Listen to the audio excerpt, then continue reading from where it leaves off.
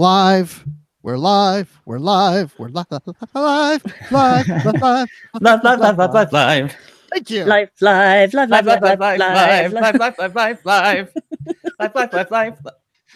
Okay. Hey everyone, welcome to Live from the Edge. We really are pushing it to the edge tonight. I'm Bruce Gibson. Welcome to the show. And with me, as she always is Brandi Jackola. Yes. I love Brandi that Jackson. one. Yeah, that too. I'm Brandi Jackson. I get that a lot. Or Jackie. Just call me Jackie. Jackie Blackula. Yes! I like that one the best. I was going to say Blackula, but that's a whole different genre. No, that's, I mean, Jackola works, but I like that. and Bacula works, but Blackula, I don't think I can go there. It's like a Roger Corman classic or something. Right? Hey, Brandi, who is that? Oh my gosh, it's our good friend Christopher D. Littlefield joining us tonight. Welcome to the show. Thank you. Hi, everybody. Now, We're so excited. Yeah, no swearing. No swearing. What else? No eating. No, that's not true. Well, okay, No. Don't eat while you're talking. Right. And if you do you assume eat, I'm going to do all these things? I'm just going to come in and break all the rules. Yep. Now, we did First tell time. Chris before we got on the air, I like to say we're on the air, that singing is allowed. So that's why we started off that way. And it can happen later today, too, on the show. So Maybe. we'll just see. So, yeah, hey, we're going to jump right into it. Hey, Star Trek Discovery, episode 9 of season 2. We just saw it. Did you guys watch it? Now, Yes. I'm winging it tonight. Great. Yeah, I watched it twice. I watched it last night late, and then I watched it I finished it about 15 minutes ago the second time. Okay, so it's fresh and Very fresh. very fresh. We have our chat. They're all in the group. Hi, chat. Hi, everybody. Hi, Chad. I assume they watched it. So I'm going to go right into it, Chris. Love it Okay. or hate it? Well, I did do some private messaging last night, and on my first watch, I thought it was a little forced. It was not my favorite episode of Discovery so far. But on my second watch, it grew on me a lot. So like it a lot, not totally crazy about it, but appreciate it a little more now. That was a very long answer to your very simple question. No, that's exactly what I wanted to hear, because I knew the first time you watched it, you didn't like it. Yeah. And I didn't know if the second time it would be better. I liked it better. And I liked the dialogue better the second time. I appreciated all of the dialogue in between the characters. Okay. But I thought they just threw so much. They threw so much backstory to Irium right away without having known a lot, and then kind of forced us to be so invested when, spoiler alert, she dies. Oh my God! Sorry, chat. Okay. Secrets out. Spoiler alert. Secrets out. Arium dies. I was not expecting that, obviously. Or does she? Yeah. Okay, wait. that's Why do you say that? Why do you say that? Is that a joke, or do you really have a theory here? I kind of think there could be something. I mean, we're cheating a lot of death in this series, so Section 31 could have pulled her out and rebooted her, and I don't know. It's possible. Okay, because Maybe. I watched it a second time, and I started thinking that she may be coming back too. But I don't know if I want to go into that right now, because I have this really good theory, because it's mine. Okay. But I'm not going to go into that now. Brandi, But you will go into it. I'll get into it. Okay. Believe me. And I'm going to mention one of the other podcasts here on the network at that time. Hey, Brandi, how much did you cry?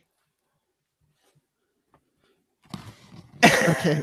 She's holding up her box of Kleenex. Yeah, I have this because I am probably going to cry at some point during this podcast, because I couldn't even message people about it, because there were a couple of people that messaged me about it. And as I was typing, I was just like, I thought I was done. I thought I was done with crying tonight, and apparently I'm not. And so it's fine. So, but I embrace my feelings. If I gotta cry, I gotta cry. So I love that. I think you should. Yeah, I messaged you last night and you were like, I can't talk about it right now. he's like, I'm about to watch. And how do you rate this? I'm like, I can't rate this right now. I'm still processing. So And then he asked me, "Did you cry?" And I'm like, "Well, I won't say what I said, but I'm, like, I'm still crying." So yeah, there was that. So yeah, I cried a lot. Do we want to talk about that now? Not about you crying, but about Ariam dying. I mean, we've already. I went there. Somebody just called me Christopher Spoilerfield. Oh, Beta Artemis. This is live from the Edge, and it's about the most recent episode of Discovery, so there are spoilers. If you haven't watched it, you shouldn't be here. Why are you here? Yeah, and we have no order to this.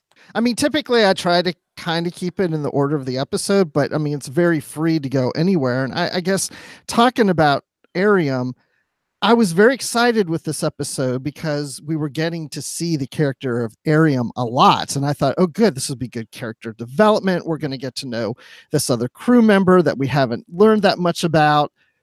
And then she dies at the end.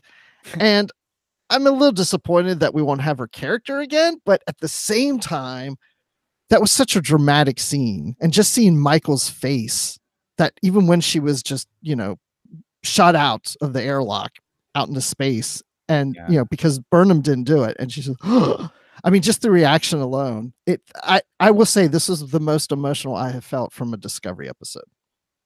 Oh. Mm-hmm. Yes. Okay. I didn't shed tears quite as much as Brandi did. Or Jackie, or whoever she is today. No, it's fine. It's fine. It's all fine. It's but fine. I'm not like as sensitive. I'm not very sensitive. I don't. Well, no, you're probably average sensitivity, where like 80% of the world is just average sensitivity, and then there's 10% of us who have it turned up to 11, and then there's 10% of us that have it turned down to -10. So you're right in that group with most people, and I'm the one that's out of the ordinary in that way because, well, I say it's turned up to 11, but it feels more like a 35, 36 right now. So on a scale of 1 to 10. So yeah, there's so many feelings. I have feelings for Sam Lewis in the chat, who is trying to avoid spoilers. Hasn't watched it yet. Oops. I mean, that's what you were getting yourself into. Yep. Love you, Sam. We're making it all up anyway, Sam. So don't worry. Totally. This is all made up. This is not, that doesn't even happen on the episode. I can't believe we even went there. Sorry. I know. We're so bad. Terrible. Well, honestly, it's the big thing. And we can start with that and work backwards. Okay. I guess. We can. Non helped the situation. I thought she was dead. You know what really bothered me is when Ariam took the little thingies off Non's face that she breathes with. Ventilator, maybe? Respirator, whatever it is. Yeah. Yeah. Yeah. So that filters breathing the apparatus. Yeah. Yeah. That. And then she takes that off and she can't breathe and she can't reach it.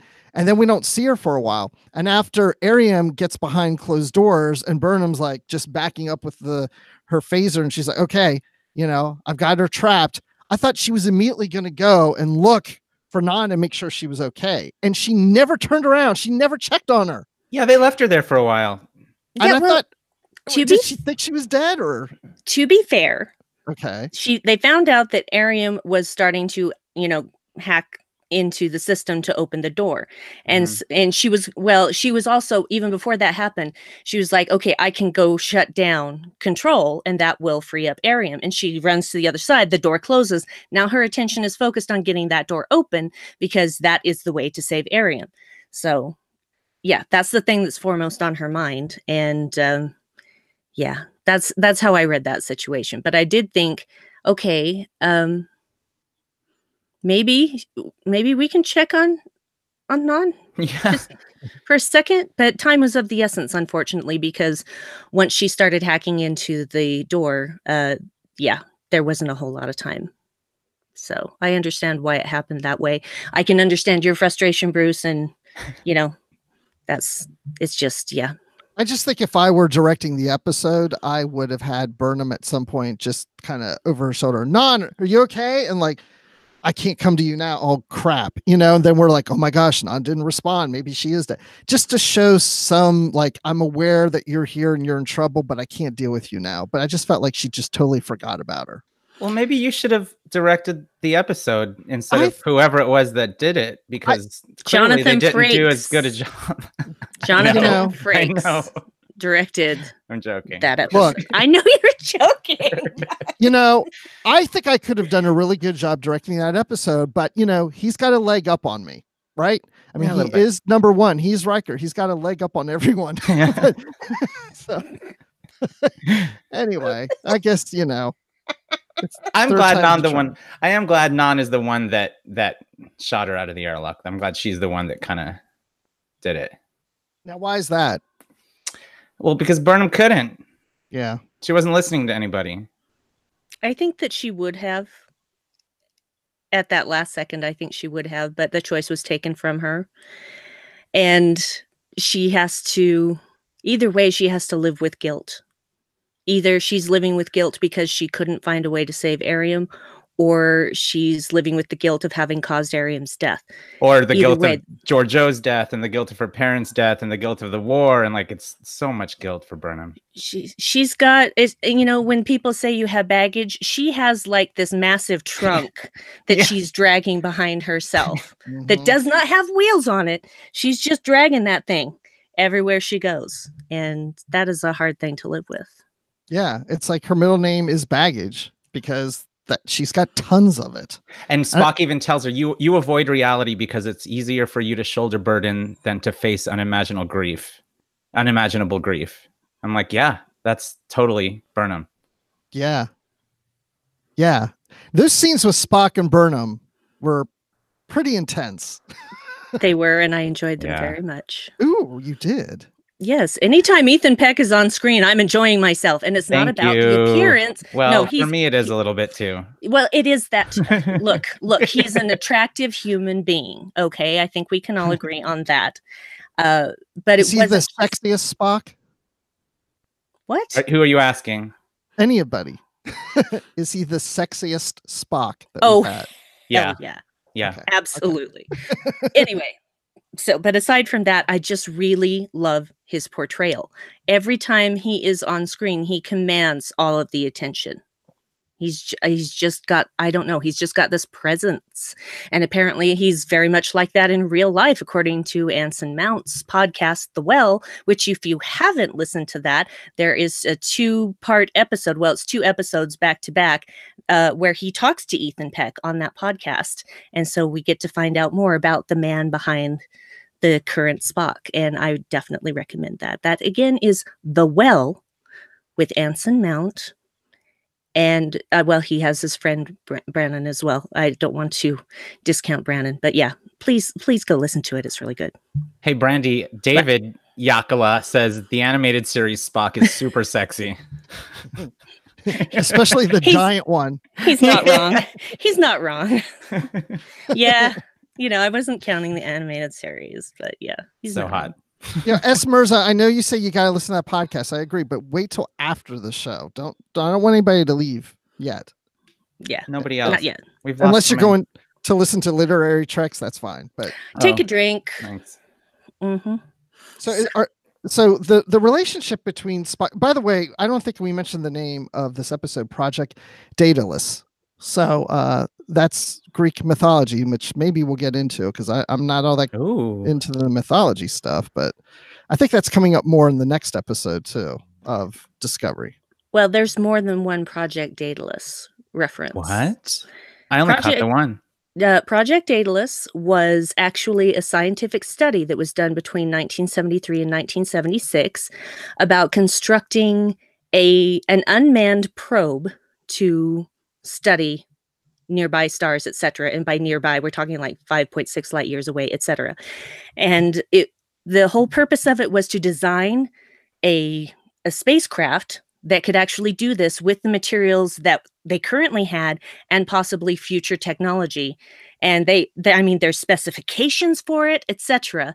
And this unmanned probe would be sent out with all of this scientific equipment to, measure all of these things about stars and planets and what have you.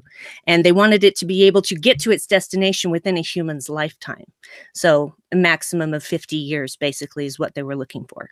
So there's more than one Project Daedalus. Wow. No, you made that up.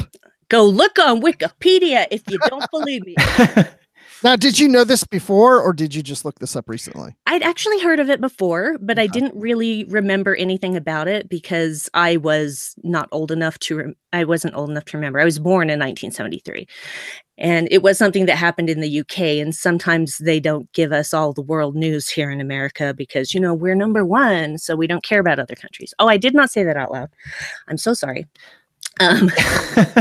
Sorry, I don't watch Sky News. Yeah, but anyway, so yeah, it was something that took place in the UK. It's actually very interesting because all of these specifications for it, you're thinking, how is this thing ever going to get off the grounds? Because it was just like hundreds and hundreds, if not thousands of tons of material and fuel and etc. And I was like, how is this even going to get off the ground, much less break atmosphere and leave the planet? Do you think that they used that, they thought of that initial project for this episode and what's going on with Section 31 and whatever they're doing?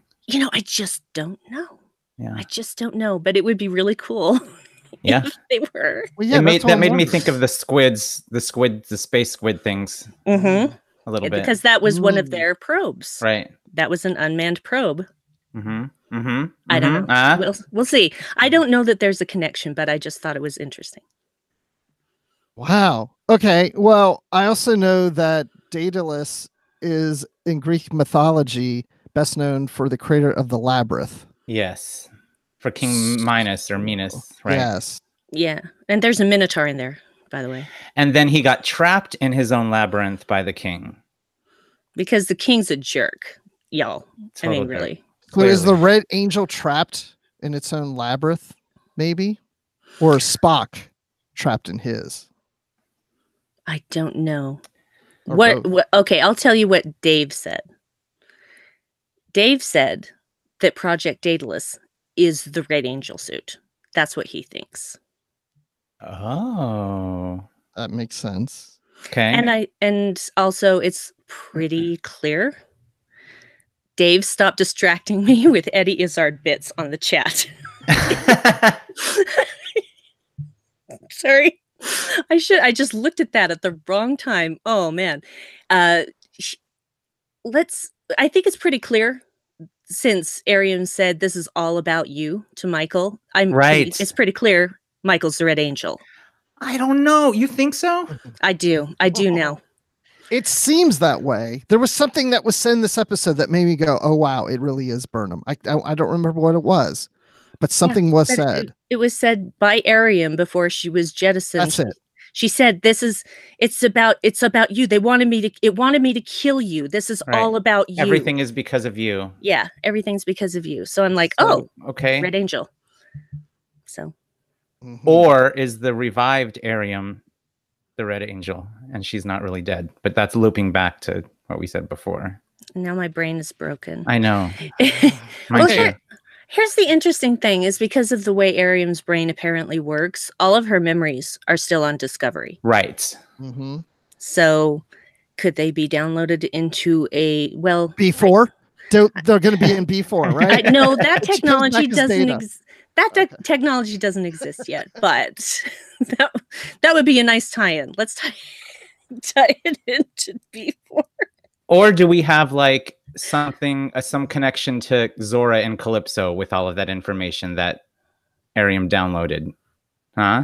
Yeah, there's a possibility. Ooh, I'm not like 100% sure. Thanks. Because I like it, but just because one of the short treks connected, that doesn't necessarily follow that the other three will. No, but the Enterprise, not the Enterprise, but the Discovery could get its personality from Ariam. And then when the little offline line came across the screen at the end, it reminded me of the little voice box thingies all over the ship. Do we know who did the voice of the Discovery in that episode? Did we? I can't remember. I don't remember either, but she had a British accent. So. That's true. Anyway, I don't know. I don't know. But if it happens, I'm fine with that. If it doesn't happen, I'm fine with that too. Yeah. Wow. So, yeah. Okay. But it's a good theory. Should I go into my theory now? Because I feel like I should. Okay. I think it's time. Okay. There's the show called Literary Treks. And it's here on the network. It's our books and comics show. But the reason I'm mentioning it isn't to promote it, which I just did, but Control, as a lot of people probably already know, there's a novel called Section 31 Control written by David Mack. And Control is the one behind Section 31 and a lot of the things that are going on in the Federation. And this book came out about 2 years ago. And I would suggest, if you have not read this book or you don't have time to read the book, go listen to that episode. It's episode 186, where we interview David Mack. And I think you'll get a good summary of what his intentions were with Control, which seems to be what the show is using.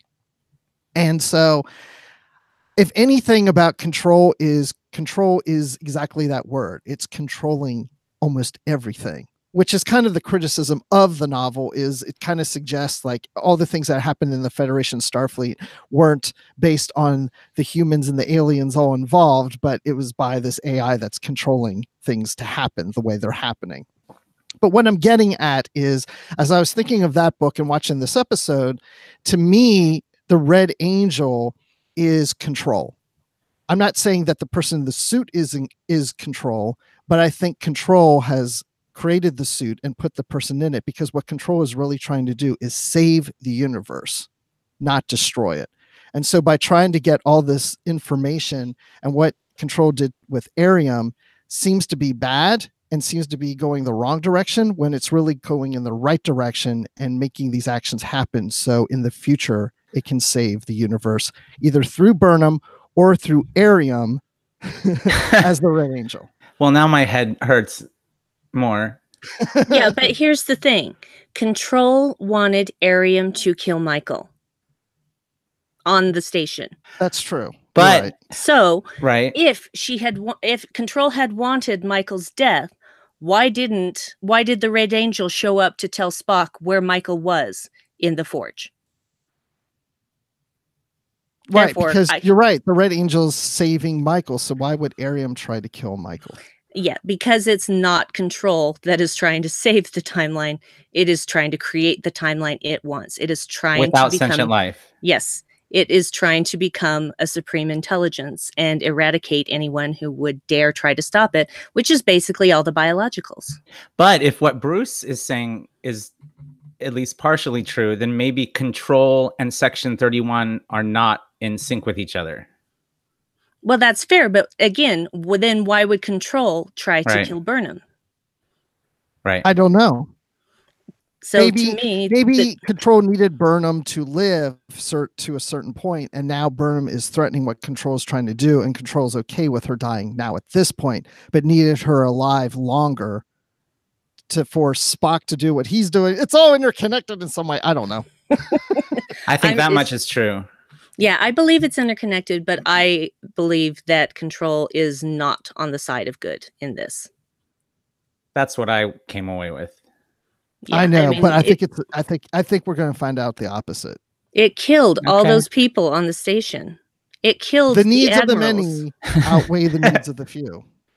And here's an interesting thought that I had. Since we found out, of course, that B'Etar was a hologram, which I suspected from the moment she appeared on screen, that actually calls into question when the four admirals were talking to Georgiou and Leland. Because now, how do we know that that wasn't a hologram as well? Because Michael said, Arium said that they had been dead for at least 2 weeks. 2 weeks. At least. Mm-hmm. At least. Right. Meaning they could have been dead longer. So that calls into question that whole thing. Anyway. The hologram thing started kind of feeling like another trope to me in this episode. It was like, oh, no, it was a hologram. No, that wasn't really, that was a hologram. It's like the new transporter malfunction. Yeah, but this is in a day and age where the holograms aren't as widespread spread. I'm having trouble speaking English, and I really apologize. Pick a different language. Well, I can revert to my native gibberish if you would like, but no one will understand me then. Oh, I thought that's what you were already doing. Anyway. Shut your mouth. Shots fired. Shut your cute little mouth. Shut your cute little mouth. Anyway, I forgot what I was saying. Oh no, I'm sorry. It's okay. That's my point. It's fine. You were talking gibberish. Yeah, that doesn't help. That's always what people do. It's like, I forgot what I was going to say. Was it about this? The holograms was it not about being this? not being as widely used. As widely used as they are in, say, Next Generation and beyond. So, because this is still, like what, 80, 90 years before Next Generation. So I don't think that the ability to program such lifelike holograms is really that big of a thing yet. Oh. That's my idea. Okay. Interesting. What about what's going on in the chat here? Wow, there's a lot going on that I haven't been able to read of this. I did notice Amy said about when I was talking about Control and David Mack on episode 189 of Literary Treks. He was also later on Warp 5 talking about Section 31 in general and a little bit about his book, and that was episode number 179 of Warp 5, if you want to hear that one too. Yes. But yeah. Oh, did you see, the Neostar says both Starfleet and Section 31 are being played. I agree with that. Yes. Absolutely. I don't think Section 31 is in control as much as it thinks it is. Or it's absolutely not. I don't think so, but I think Giorgio is kind of leading them away from whatever they were before. I think she's behind a lot of the tomfoolery there. It's possible, but I don't think she's helping whatever this is that's trying to extinguish all sentient life. I don't know. Sentient biological life. Qualifier there. Thank you. Yeah, no problem. I can always rely on you. Yeah, well, I may think of it after the fact, but I still think of it.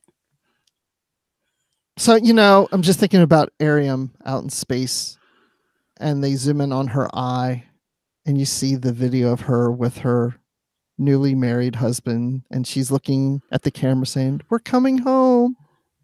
Yeah. No, you ain't. See, that's how I got Brandi to stop talking. Because she's about to cry. There we go. There we go. There she is. So I have a question about this Ariam thing, this explanation regarding her augmentation. Yeah. So whatever happened on their honeymoon, their shuttle crashed, right? Right. Yes. And so I'm assuming that he died. That's my guess as well. Yeah. And then did she also get wounded so badly that she became did she get wounded so badly that she then became an augment? She had to go there or else she would die too? Or was this something else? We didn't know anything about that, right? That is correct. The whole backstory is on Literary Treks number. No, I'm kidding. We haven't even got a written story about that. Yeah. No, I don't know. That's what I'm assuming too, that based on the injuries, like she survived, her husband didn't, and somebody, outfitted her with this cybertronic whatever augmentation. She became part robot. Yeah. That actually made me laugh so hard because that is how people used to say it back in the day. And it was just such a funny old-timey way of saying it that it was charming. Yeah. Because it was meant to be teasing and Ariam took it as such. So you can tell that they had that kind of relationship, even though we never saw evidence of that relationship before this time. Well, now we can, because they just showed it to us. Yeah. In the first 3 minutes. Yeah, that's and here's, you know what? I haven't watched the Facebook event where they talked to Hannah Cheeseman. Oh, yeah. So I don't know.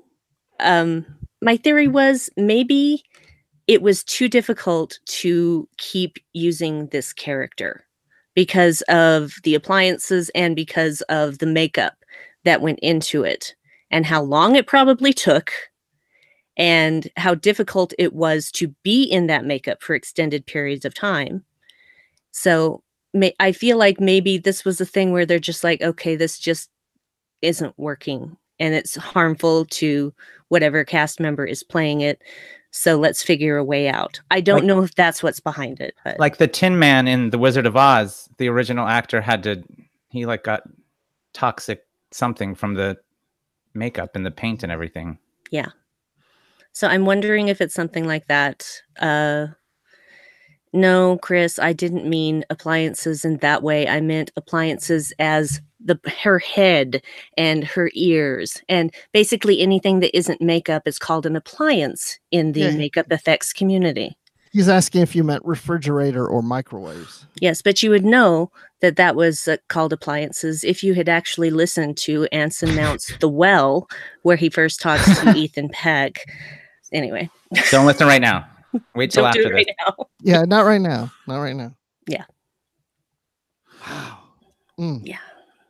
Yeah. Okay, let's talk about something else for a while. We can always come back to this stuff. Admiral Cornwell, she's back. She came on her shuttle. Like it. She came in quietly. Oh, yeah. And she's questioning Spock. Oh, that's another thing about that scene that kind of bothered me a little. There's two little things that bothered me is when Burnham didn't go check on Non, and then when Cornwell is questioning Spock, Burnham just walks right in and says, "I believe him." To me, that was the kind of situation where it's like you have an admiral questioning him in this room by themselves. And that would be like me disciplining one of my kids and my other kid coming in going, "Well, I believe her." And I'm like, "Would you get out of here? I'm not talking to you right now." Yeah. That's what I felt like. That was a little odd to me. I think the way it seemed to me is she was going in there to talk to Cornwell or to talk to Spock, and they were not done yet. And so she just barged in once again to just try and try to make some kind of connection with Spock by saying in front of the Admiral that she believed him. And he just tosses it right back at her. Oh, I like that. Because she does try to reach out to him. She wants to play chess with him. She's trying to defend him. Mm-hmm. That makes sense to me. Yeah, and she's really making an effort, and he is holding a really big grudge. Oh yeah. Yeah, what is up with him? Man, he's meaner to his sister than he was to McCoy. Right? But then McCoy was pretty awful to Spock, so. Oh yeah. Yeah. But he's really enjoying expressing all this emotion. Oh, I know. I was just ooh. He likes it. He likes the anger. Yeah.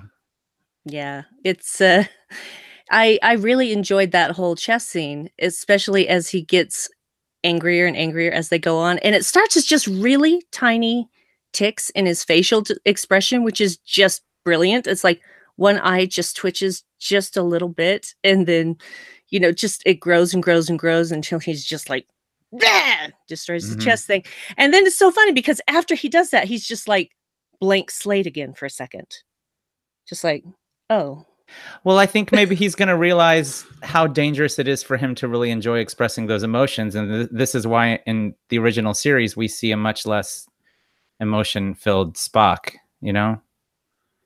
He's like, oh, no. I got to back it up a little bit. Yeah.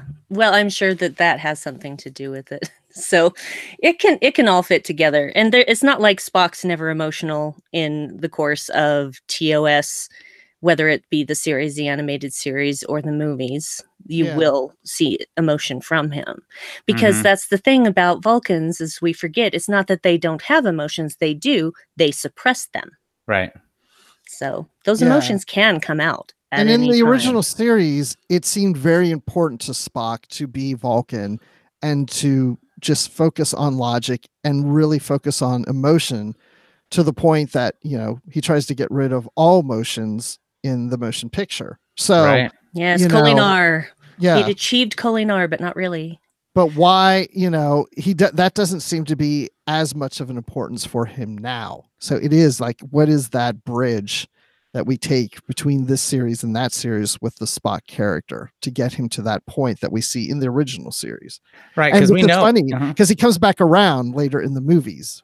where he accepts emotion all the way till his last appearance. Yeah. It kind of ebbs and flows. He comes back, he embraces it, then he pushes it away, then he starts embracing it again slowly. Yeah. He can't make up his mind. Well, he has a harder time than other Vulcans because he is half human, and it is not within humans' nature. He's not the only one. Suppress. I know he's not the only one. Did you hear him say that on this episode? Yes, he did, because he was trying to figure out what made him special. That, and, he was saying all these things. I'm half human, but I'm not the only person that does that. And that was when I started to think, it's definitely Michael now. It's got to be Michael. How could it not be Michael? Because why else would he be chosen? Well, and I like that you said he's trying to figure out what makes him special. I didn't really think about it in that way, but we all kind of want to figure that out, right? With our in relationship to our family and what we do in life, Yes. Nice. What makes you guys special? The fact that I carry all this emotion within me and just let it out whenever I feel it. No, I don't think that makes me special per se. It makes me annoying more than anything else, probably. I'm one half human and the other half human. Yeah, I was going to say, well, what's the other half?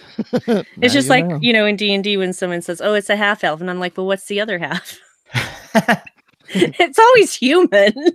But I'm like, what if it was a half elf, half orc? I mean, could happen. Amy said, I can answer that question. I've got the dirt on all y'all. Oh, crap. She does. She does. Get out of the chat, Amy. Oh, no. People are going to start asking questions. No. Tilly. I just kind of want to talk about her. At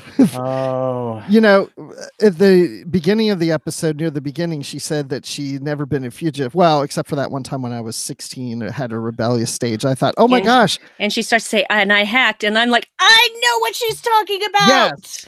Yes. Do you know what we're talking about, Chris? I know what you're talking about, but I haven't read it yet. I haven't read the book yet. Then Way to the stars. I don't want to give spoilers then, but we're not going to give anything away. Yeah, and Dave hadn't read the book, and so I told him, okay, so this is what she was talking about. When she was 16, she did this and this and this because of this. So, yeah. Yes. Una McCormick wrote that novel, so check that out. I didn't like that she started apologizing and groveling to Cornwell when she first came on the bridge. I didn't like that at all. Yeah. I'm tired of her apologizing, and she's not that person anymore. I don't like it. Yes, but I understand how that feels because old habits die hard, and these habits have been with her for all her life up until season 1 of Discovery. But look at all she went through in season 1 and the beginning of season 2. Yes, I agree with that. I agree with all of that, but that doesn't mean that those old behaviors don't resurface when she's nervous. That's true. I do stuff like that. Yeah, so do I. I still don't like it. I didn't like it either, but I understood it because it's probably something I would have done in the same situation. So I can identify with that. Okay. So when Ariam was trying to kill Burnham and upload all the sphere data, would you have sent some lovely memories uploaded to Ariam? Absolutely. That was sweet. Absolutely. It was. Tilly saving the day. She's the perfect Wesley Crusher for the 23rd century. Shut up, Bruce. Why do you have to be mean to Wesley Crusher? I'm not being mean to Wesley. I'm just saying there's a relation. Like Wesley's always saving the ship, and so is Tilly, right? Yeah. Oh, when Ariam said, "I can hear you, Tilly," when she was in the thing. Oh my God. That's when the sobbing started. Yeah. I mean, I started getting emotional when Tilly started getting emotional. Yeah. And then when that happened, I'm just like, oh. But see, the thing is that I actually went into this episode thinking that Ariam was going to die. So it wasn't a surprise to me. Really? Really. Before watching any of it? Before watching any of it, I thought she would die because I thought the only way to stop her being controlled like this is to shut her down or kill her. Because I don't think that there is any way that they could stop the level of intelligence, artificial as it may be, that was doing this to her. So I figured this would be the end of Arium, regardless of whether she was killed or whether she was shut down or whatever happened, because I didn't see any other way out of the situation. I didn't see that coming personally. But well, just because I saw it coming, it didn't hit me any less hard. Very intuitive too, though. Which is why when Tilly started breaking down, I'm like, son of a motherless goat, you're gonna make me cry again. That is a new one for me. Yeah, I like it. Thank you. You can borrow that anytime you like. Great. Because it really catches people unaware. Yeah. Wow. Hey, do you think the Arium had any idea? Do you think she had any? Okay, so the lights blinking in her eyes, the three red lights in her eyes. There are 3 lights. They're in each eye. I was like, I'm not crazy about that as a tool, because it's just like, who wouldn't notice that? You know, standing around here, all of a sudden their crew members' eyes are blinking red.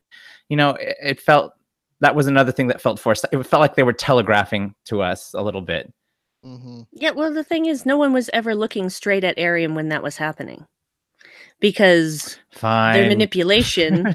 Well, it's true. The manipulation was, you know, whatever. They never look at her in the eyes. They just whatever this presence was. I'm gonna say it's like a virus. It's always there. It's dormant when it wants to be, and when it wants to take control, it does. And so it waits. Yeah, control, exactly.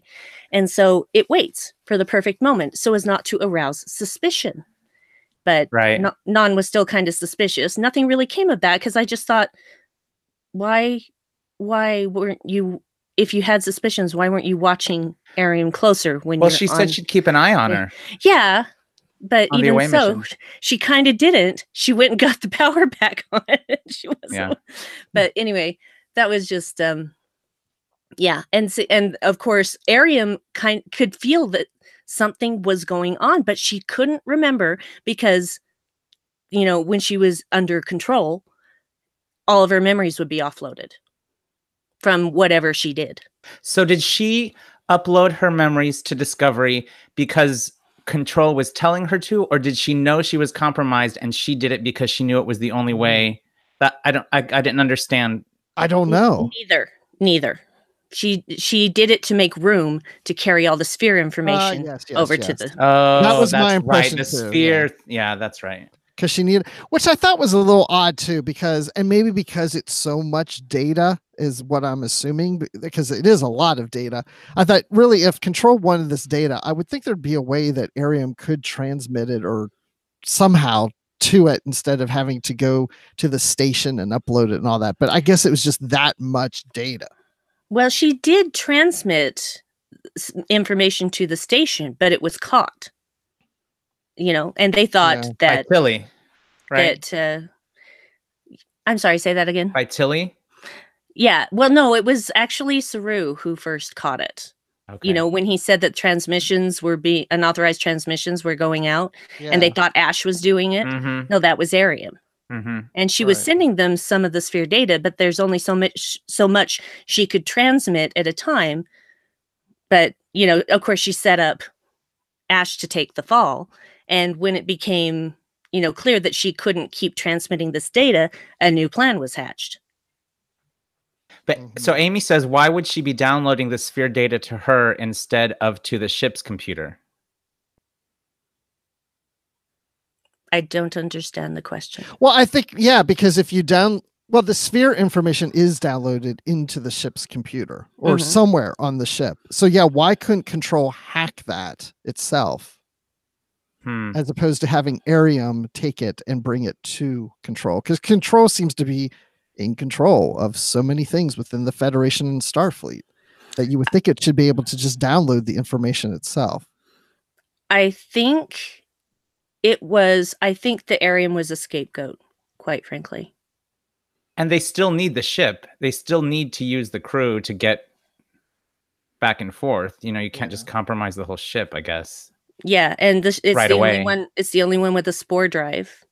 So Arium was kind of going to be the scapegoat, and when Control had its way with the data, it was going to destroy Discovery. Right. So that's my theory on that, is that that Arium was meant to be a scapegoat. So that everybody would go, oh, she malfunctioned, and no one would think it was Control. Or they needed an episode of Discovery. Kind of make it interesting. They were like in the writer's room, you guys, we need an episode. Yeah.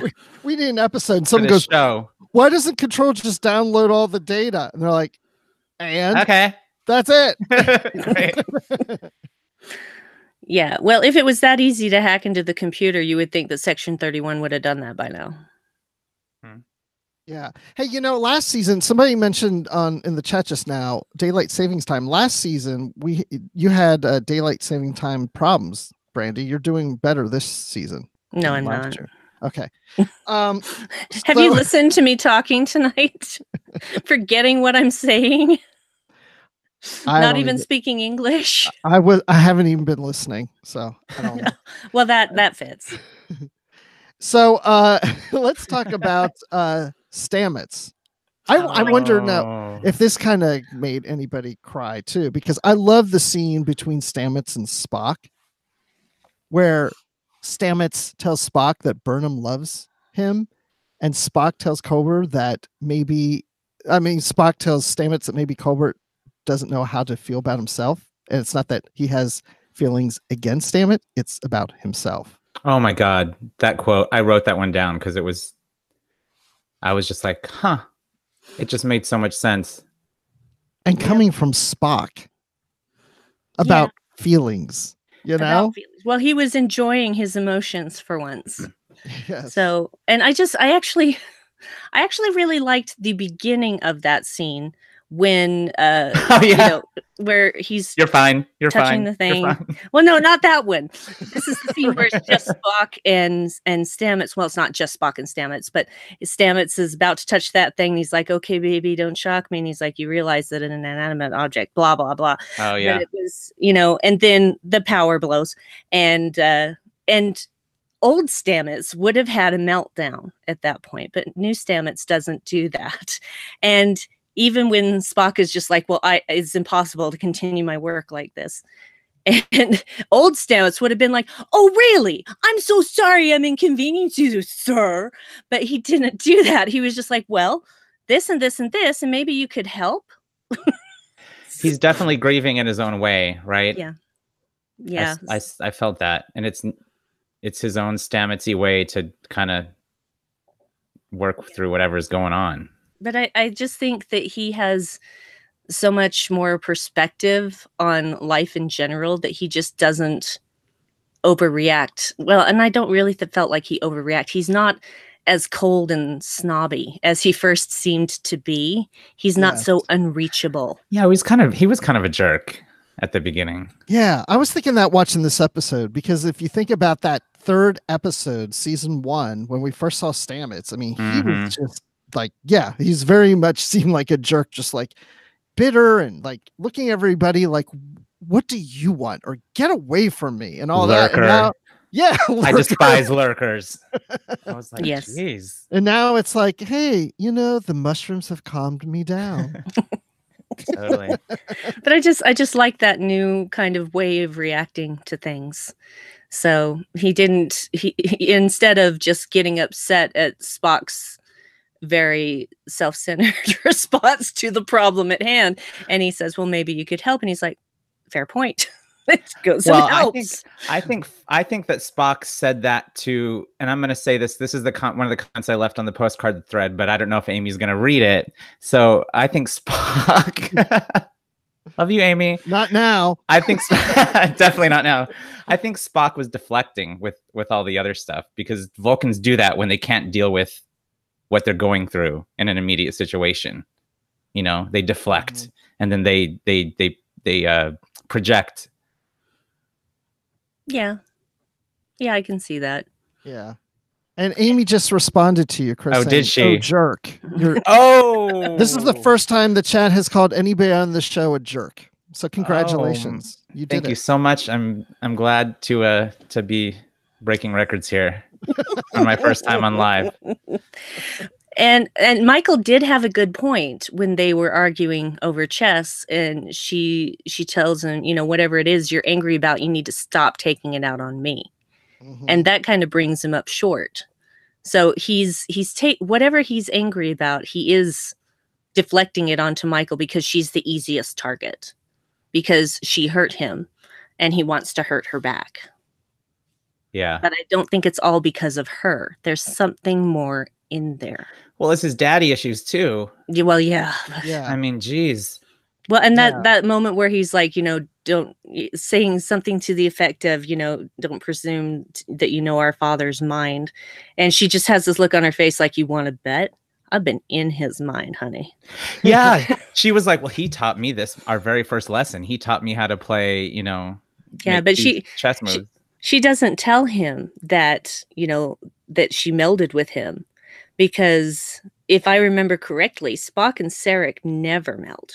Correct. At no time have they ever melded before Sarek's death. And so I didn't know that. Oh yeah. So I think that Michael was still in that place where she was trying to make a bridge between the two of them. And so she did not throw that in his face. And that took some control, because I felt like she wanted to say that. Control. Like, yeah, exactly. Control. I was looking at that. Okay, well, everybody, anytime anyone says control, take a drink. There you go. So everybody's going to be drunk, like drunk. That scene you're talking about with the chess scene, where basically Spock is throwing insults at her. And like you said, she's trying to, all right, take a drink, control herself. But the second time I watched it, just before the show, I thought it's almost like mirroring the situation they had when they were kids, when she was trying to protect Spock by pushing him away, by calling him names and throwing insults at him. It's now reversed. He's now doing the same thing to her as a way, I'm wondering, of protecting her. From what?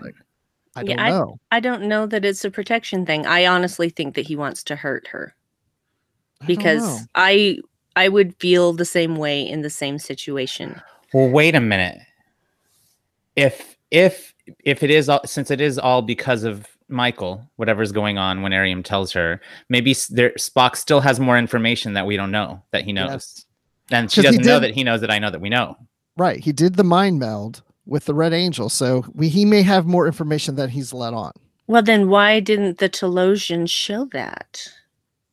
They don't show everything. I know, but why? Why are they holding on to something then? Exactly. Reasons. Because reasons. And we needed an episode with Telosians, and that happened. And we have to forget about that now. Sorry. Right. I don't know. We have to go do an episode with the flying pancake things at some point. Maybe they know something. Oh yeah, the amoeba things that look like piles of vomit. Yeah. Yes, the little fake vomits. That's what you're referring to. Operation Annihilate. Check out that TOS episode. There you go. It's not connected to this, so no worries. Except Spock's in it. So. Right. That's the only connection, right? Hey, you have to go watch that episode now because Spock's in it. Because Spock, yeah. Could you imagine next episode, like those creatures are literally on it? Of Discovery. And then fans complain, they don't look like they do on TOS. They were CGI, not plastic vomit, prank vomit. The original series ones look just fine. They didn't have to change them. Fake vomit flying around looks just fine. Yeah, you can't see the strings at all. Right. Oh boy. And in Discovery, they CGI strings onto their CGI vomit. We're trying to keep it canon, people. We're trying to keep it canon. Absolutely. Canon. Oh God. Well, once again, off track. So is there anything else? I mean, I take some light notes during the second viewing of the episodes, and I feel like we've covered almost every. I mean, we didn't talk about the mines. I don't know if there's that much to talk about there, but I mean, that's the only thing I have here that we really haven't dug into. Mines. No. The mines. What did Cornwell call them when they were like, "Oh, we can't see what we're doing," or the navigation's not working? And she's like, "Yes, navigation is working, but there's some type of mine." Yeah, and she basically is like, "You're flying blind. Remember your training," sort of thing. So, yeah, because you can't always. You have to be able to fly blind. You can't always rely on your instruments. Okay. I'm glad the mines came up because blackout mines. Neostar said blackout mines. Everybody's thank you. Thank you. Mines. See, this is why we have the chat, because we're too stupid to think of things. Thanks, chat. So you're not stupid, Chris. You're just here to help. I'm just a jerk. Yeah, exactly. As Amy then said, wink, wink later. So, but yeah, there was a great scene where Cornwell is talking to Pike right before the mines, when he's like, really, like, this is un-Starfleet like to do these mines. It's not. And she's like, we were at war. And he was thinking that, you sent us away. And she's like, yeah, because we needed the best out there, because if we lost the war, we had to have hope in knowing that we had someone out there that's the best of Starfleet. Right. Like, I love, and he's basically like, okay. I was like halfway. Part of me loved that, because it was like, yeah, of course, absolutely, because it's the freaking Enterprise, But the other half was like, oh, you're just trying to, this is a little retconning also at the same time, because they weren't around. That's true. And then there's the whole thing where I couldn't tell exactly how the bridge crew were reacting in some instances, because I was the person thinking, oh, so Discovery is just a POS? Is that what you're saying? Well, they're the secret weapon. They needed the spore drive. Yeah, but they were working on the spore drive before the war happened. But anyway, that's not the point. To go and kill all the Klingons. Yeah. Yeah, because Discovery wasn't really even part of the war either. It was in the mirror universe. Yeah. And when they came back, it was 6 months later. Anyway, it doesn't matter. But no, they didn't have the chance to send Discovery away. Just they did the Enterprise, because the Discovery was missing. Right. Yes, that's true. So well, they thought it got destroyed because they saw the ISS Discovery destroyed. Right. Yeah. So they thought they lost it. They did for a little bit. But it seems to me like, if they recovered any of the wreckage, they would know that was not the USS Discovery. Yeah. But silly me. I don't know. But anyway. Well, maybe they did, and it's top secret. That's true. Maybe it's classified, because a lot of stuff gets classified. Yeah, classified for the original series. Yeah, all of that things. Everything's classified in Discovery, so when the original series happens, everything's new again to everybody. That's fine. I'm good. I'm good. Hey, we've reached our hour mark. We did it. Oh, no, I'm not done crying, guys. Well, then keep going. Let me take a drink of water while you do that. No, it's okay. I'm dehydrated anyway. I've shed a lot of tears today. Oh, you need to drink more. Here, have a drink. Control. Literary checks. I would have to have Dave bring a drink in to me. It's not like I'm going to get up and walk to cameo. the kitchen, so. I love that idea. Dave cameo? Yes, Dave, walk into the room and wave. Yeah, Dave. Say hi, Dave. I hope Bring the cat. Bring the cat with you. Bring me Dave and the cat. Yeah, if the cat's even around, the cat may have gone into hibernation, as he sometimes does in corners of the house where we can't find him. But so I do. No, I don't want booze, Dave. There he is. No, Lord. Automated Joy says, "Bring her a LaCroix." Yeah, bring me a coconut LaCroix, babe, or as the French like to say it, LaCroix. LaCroix. That's bad for you. Oh, Amy just asked where my puppy is. Yeah, that's my puppy's down here on the floor. Oh, it's so cute. Buckley, up. Do you want me to move it? Yes, let's see puppy. This is this is Buckley Tiberius. Oh my gosh, big puppy. There he is. Hi. There he is. Oh. He's just chilling out. Oops. Oh, there goes your drink. No. My water. Okay. Thanks. Water. Okay. Right. Here's the All right. This is going very well. It is. So, Chris, when you're not drinking or playing with your puppy, where can people find you? That's pretty much all I do. I'm on Twitter and the Instagrams at CD Littlefield, and I'm always in the Babel conference. So, and anywhere else? That's it? Running around New York City doing stuff. Well, that's what I was going to ask, because I forgot I was going to do this during the beginning of the show. I wanted you to just tell us a little bit about yourself. So why don't you just tell us that now? Okay, I'm a conductor and music director, arranger and pianist in New York City, and I do a lot of Broadway and off Broadway and music all the time. It's what I do. It's a lot of fun. Love it. He's very good. I've heard stuff. Brandy's heard some stuff. Yeah. Yes. I heard you sing at the beginning of the episode, so I've heard some stuff now. Yeah, that's my best work, actually. So you're welcome. All right. Amy, thank you. That's so sweet. I'm gonna have to look you up next time in New York. I want to hear some of the stuff. Let's hang out. I think I'm gonna hang out with Patrick soon. Amy's coming. Nuh-uh. She didn't tell me that. She is next month. I'm so jealous. I think we're gonna go to a Gaze in Space Star Trek Discovery watch party for the finale. Nice. Yeah. Oh wait, that's okay. Let me see if I can work something out. Anyway, wait, I'm looking at my calendar. So, Amy, where are you, Amy? You're in the chat. No, yeah, I'm Dark Amy. Dark Amy. Amy. Get it right. So, Brandi, where can people find you? Here. When you're not in the corner, hibernating with your cat. I'm usually here in my bedroom, either playing video games or reading comics. That's actually quite true on the weekends. You can find me lurking in the Babel conference as per usual. You can also hear me on the Dark Corner podcast with my husband Dave, who brought me that drink.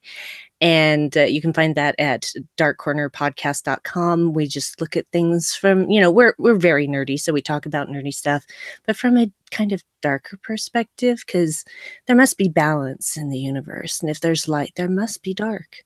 There are swears in that, so if you don't like swears, then yeah. And you can find me on Twitter at Brandywine12 or Dark Amy Nose Rockets as at Dark Amy Nose Rock. Yeah, that's about all the places you can find me, I think, besides here in my bedroom. Right. Well, we're not going to visit you. No, I appreciate anyway. it. This is my sanctum. That's Okay, right. I need No my one's energy allowed in here. In your house. Not that I don't have guests. This is true. This is true. It's true. I know that. It's I have to have one sanctuary on this planet. Safe space. This is it.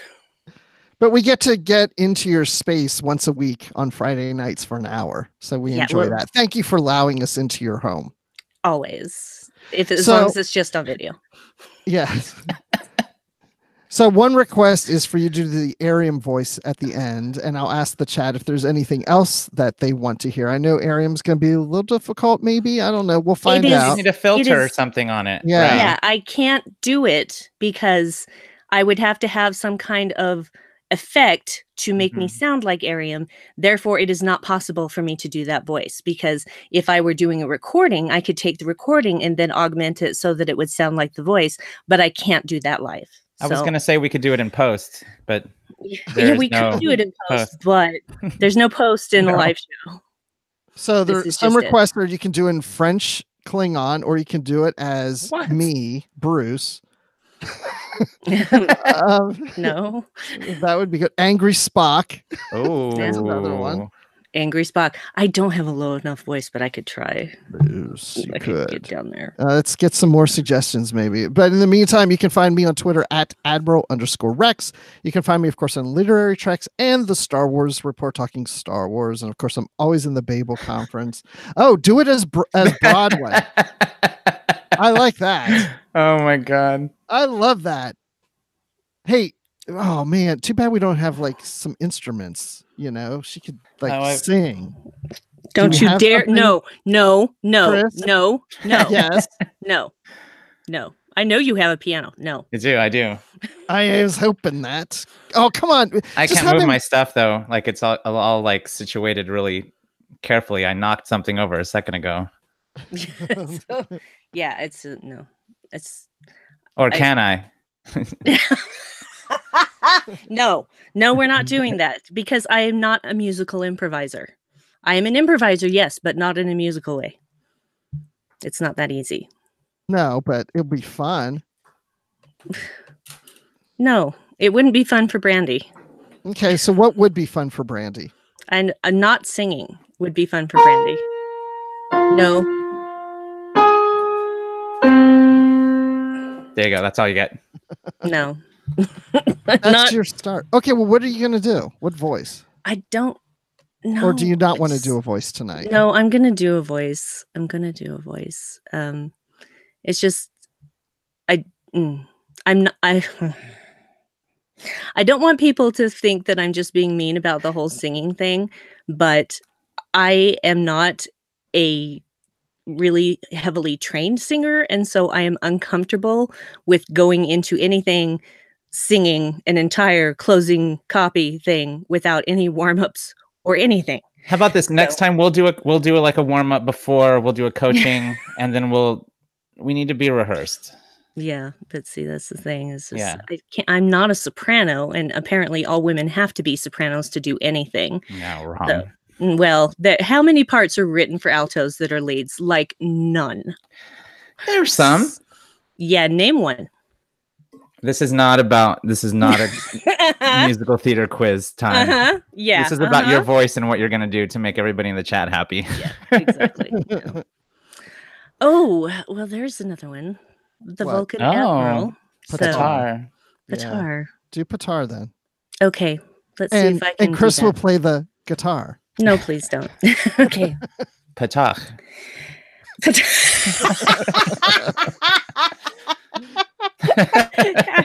I find that remark insulting. I don't mean Sorry. I believe you. Okay, are we ready? Yes. I gotta do this in a bit of a higher register. Mm-hmm. Be sure to check out our Discovery coverage throughout the week. Live from the Edge airs on Fridays at 9 p.m. Eastern, 6 p.m. Pacific. Our commentary will be available as Tracks from the Edge. We'll discuss your feedback on Postcards from the Edge. You can catch the full analysis on the Edge main show. And join us for Notes from the Edge with our own Chris Jones for links between Discovery and the broader franchise. You'll find all of these in the main feed for the Edge and in the Trek FM master feed. We'd love to hear your thoughts on Discovery. The best place to do that is the Babel Conference, our listeners group on Facebook, where Amy Nelson will collect your feedback for Postcards from the Edge. You can also find us on Twitter at TrekFM or send us email using the contact form on our website at trek.fm/contact. Choose to send to a show and choose the Edge. Apparently, we have to thank all of the associate producers because humans need constant reassurance that they matter. Norman Selau, Tony Robinson, Thomas Paleo, Lisa Slack, Shoaib Mirza, Richard Rutledge, James Muldrow, Cornelia Reutner, Ryan Malett, Chris Trabuzio, Brian Malash. If you would like to help us keep all of our shows going and even become an AP, visit patreon.com/trekfm for all the details. Yay. You got the face down. I was like... Well, see, I can't see myself, so I have no idea what I'm doing. You did. You nailed it. And Brian Malash is in the chat and says, you're the only one on the network who gets his name pronounced correctly. That's because I asked him how to pronounce it, and he responded. It's not Malosh. I've been saying it wrong. Malash. It's Malash, like galoshes. Okay. That's how he told me to pronounce it. Oh my gosh. Oh my gosh. Oh my gosh, Brian Malash. So next week, the voice is going to be of Brian Malash. Excellent. Love it.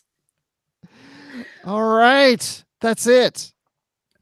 We're done until the next episode 10 of season 2. It's next week. You had to think for a second what season it was. I was like, what season are we in? Because like I'm hoping we're in 3, 4, 5, 6, 7. I don't know. Hey, everybody, again, we'll be back next time, Friday nights, 9 p.m. Eastern, 6 p.m. Pacific on YouTube, on the Trek FM channel on YouTube. Find us there and join in on the chat, join in on all the fun. And Chris, it was a pleasure to have you. And I think we have you scheduled to be on the last episode of the season. I am. I cannot wait. Thank you for having me tonight. This has been a blast. Well, that's what they all say. So, hey, anyone who thinks that they can't do a live show over at Trek FM, just ask anyone who's ever been on live. Everyone has had a good time. We are very good to our guests. Yes, to the point that they always want to come back. Absolutely. Well, except for Chris. Not you, Chris, but another Chris that's in the chat right now. He doesn't want to come back. Owie. Chris would get very upset if I called him nose cannons, because that's not, he doesn't like that. No, it's nose rockets. I'm not going to say that. Nose rockets, Chris. That's fine. That's fine. So, all right. Well, live long and prosper. And keep calm and disco on.